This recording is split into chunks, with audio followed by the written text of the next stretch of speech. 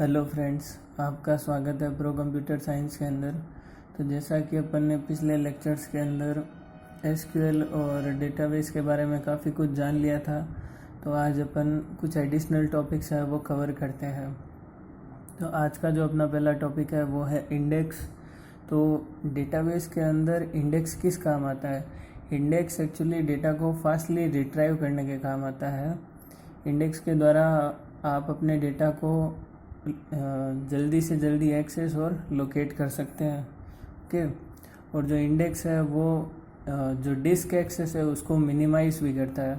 इसका मतलब क्या है कि आपको अपने डेटा को ढूंढने के लिए आपका जो स्टोरेज डिवाइस है उसको कितनी बार एक्सेस करना है, ये इस ड्यूरेशन को भी कम करता है इंडेक्स। ओके, तो इंडेक्स का जो मेन काम है वो है locate and access data fast. Okay, अभी अपन देखते हैं टाइप ऑफ इंडेक्स। इंडेक्स कितने टाइप का होता है? ओके, बेसिकली इंडेक्स दो टाइप का होता है, क्लस्टर्ड इंडेक्स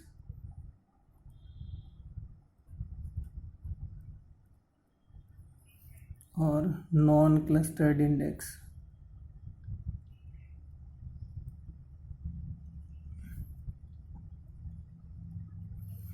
तो जो क्लस्टर्ड इंडेक्स है वो डेटा का फिजिकल ऑर्डर मेंटेन करके रखता है। ओके, तो इसका मतलब क्या कि आपने डेटा जिस ऑर्डर में स्टोर किया है वो उसी ऑर्डर में उसके इंडेक्स स्टोर करके रखता है। ओके, और जो नॉन क्लस्टर इंडेक्स है वो डेटा का लॉजिकल ऑर्डर मेंटेन करके रखता है। इसका मतलब क्या है कि जो डेटा है वो एक जगह स्टोर होगा और उसके इंडेक्स किसी और जगह स्टोर होंगे। अपन एक डायग्राम के द्वारा समझते हैं।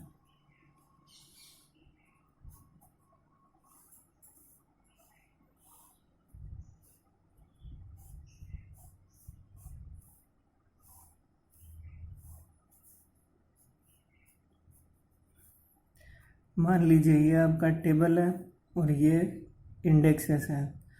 तो ये कुछ इस तरह से स्टोर होगा।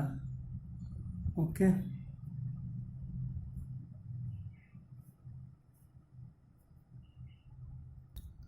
उसके बाद जो टॉपिक आता है अपना वो है डेटा डिक्शनरी।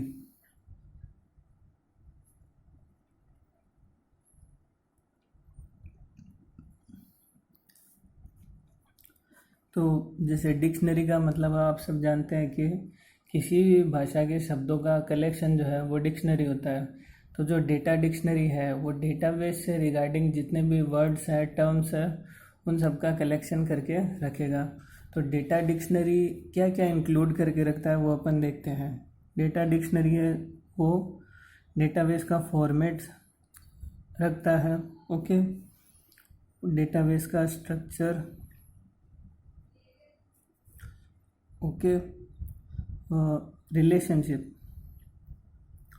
डेटाबेस के अंदर कौन कौन सी टेबल के अंदर कौन कौन से रिलेशनशिप होंगे ये वो भी स्टोर करके रखता है। और एलिमेंट्स, डेटाबेस के अंदर कौन कौन से टेबल्स होंगे वो भी ये स्टोर करके रखता है। तो डेटा डिक्शनरी जो है वो इतनी चीज़ें स्टोर करके रखता है: फॉर्मेट, स्ट्रक्चर, रिलेशनशिप और एलिमेंट्स।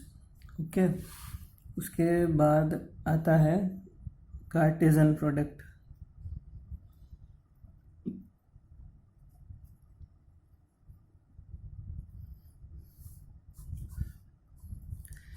कार्टेशियन प्रोडक्ट अगर आप मैथमेटिक्स बैकग्राउंड से हैं तो आपने सेट थ्योरी के अंदर ये पढ़ा भी होगा, और अगर आप नॉन मैथमेटिक्स बैकग्राउंड से हैं तो अपन इसे आज देख लेते हैं। ओके, तो मान लीजिए कोई दो रिलेशन है किसी डेटाबेस के अंदर।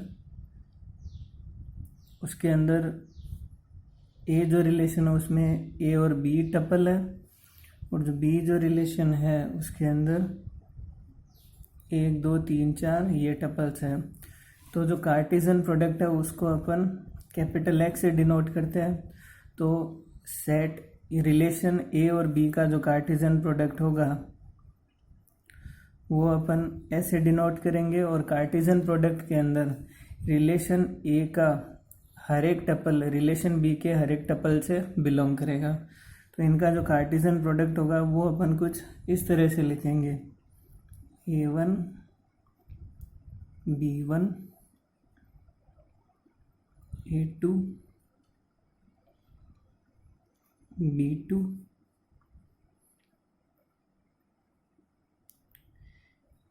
A3 B3 A4 B4। Okay, तो ये हो गया कार्टेशियन प्रोडक्ट। ओके, इसके बाद अपन नेक्स्ट टॉपिक देखते हैं, JDBC ODBC। JDBC ODBC database connectivity के टाइप्स हैं।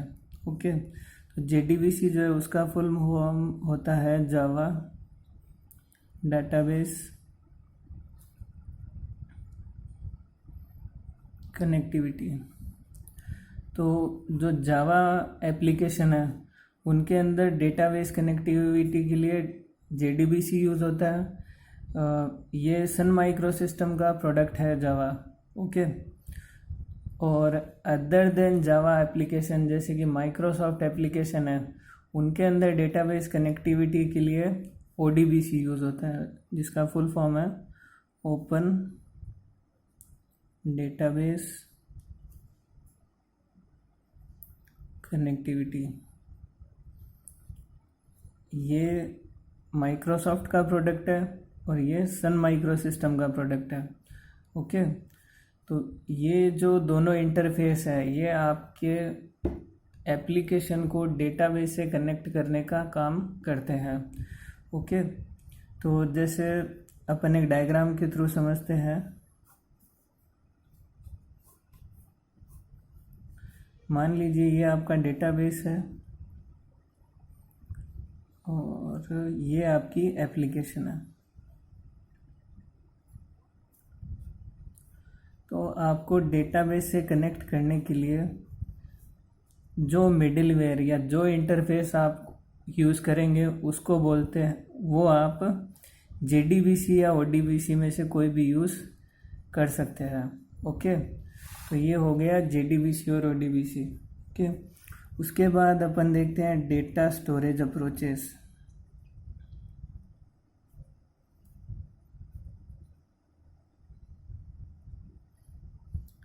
डेटा स्टोरेज अप्रोचेस से मीनिंग है कि आप कंप्यूटर में डेटा किस किस तरह से स्टोर कर सकते हैं। ओके, तो इसके अंदर बेसिकली दो अप्रोचेस है, फाइल सिस्टम जो कि पुरानी अप्रोच है, और डेटाबेस मैनेजमेंट सिस्टम जो कि नई अप्रोच है और जो अपन आज के टाइम में यूज़ करते हैं। तो आज अपन इन दोनों अप्रोचेस के बीच में थोड़ा कंपैरिजन कर लेते हैं। ओके, तो जो फाइल सिस्टम है उसमें लो प्रोटेक्शन होती थी, मतलब एक यूज़र अगर किसी फाइल पर काम कर रहा है, उसने सेव करके उस फाइल को क्लोज़ किया तो उसके बाद कोई भी दूसरा यूज़र उस फाइल को एक्सेस कर सकता था। ओके, और जो डेटाबेस है उसके अंदर हाई प्रोटेक्शन है। डेटाबेस के अंदर आप डिफरेंट यूज़र्स और राइट्स के थ्रू आप प्रोटेक्शन को काफ़ी अच्छे तरीके से मेंटेन कर सकते हैं। ओके, दूसरा जो है वो है not effective. File system approach जो है वो उतनी इफ़ेक्टिव नहीं थी। डेटाबेस जो अप्रोच है, DBMS मैनेजमेंट सिस्टम, वो काफ़ी इफ़ेक्टिव है। ओके, नेक्स्ट आता है सिंगल मैकेनिज्म।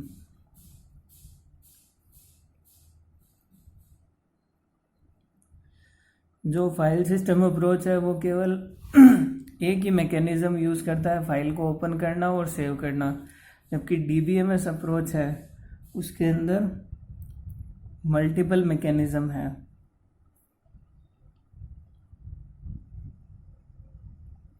ओके, उसके बाद आता है नो क्रैश रिकवरी। जो फाइल सिस्टम है वो आपको डेटा लॉस होने पर उसकी रिकवरी कभी प्रोवाइड नहीं करवाता, जबकि जो डेटाबेस मैनेजमेंट सिस्टम है उसके अंदर आपकी फाइल अगर क्रैश भी हो जाती है या आपका डेटाबेस करप्ट भी हो जाता है तो आपको रिकवरी प्रोवाइड करवाता है।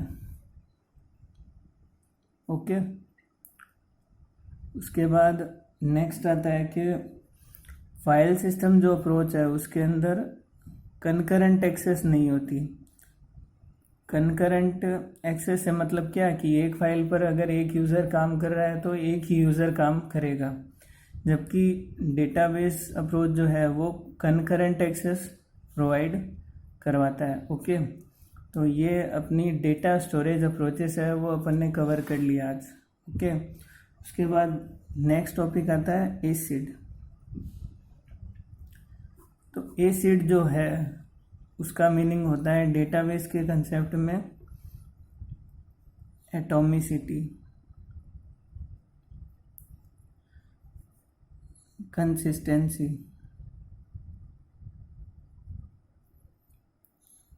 आइसोलेशन और ड्यूरेबल।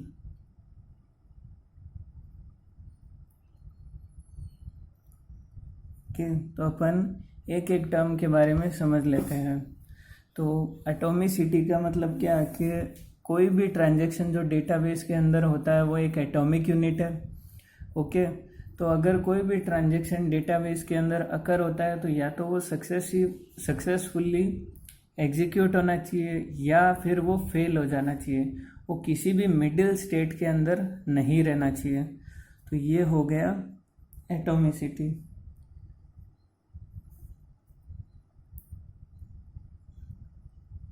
तो इसको अपन लिख लेते हैं सक्सेसफुल एग्जीक्यूशन। ओके, अभी नेक्स्ट आता है कंसिस्टेंसी। कंसिस्टेंसी का मतलब क्या है कि अगर कोई भी ट्रांजैक्शन है वो हर स्टेट के अंदर सेम रहना चाहिए। ऐसा नहीं कि आप किसी टेबल के अंदर डेटा इंसर्ट करते हैं तो आज उसमें डेटा इंसर्ट हो रहा है तो कल उसमें डेटा इंसर्ट होने में प्रॉब्लम आ रही है।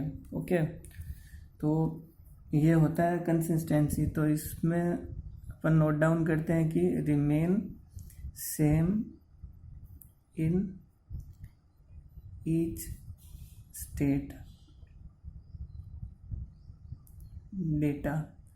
Data remain same in each state. Isolation जो शब्द है उसका मीनिंग होता है अलग अलग।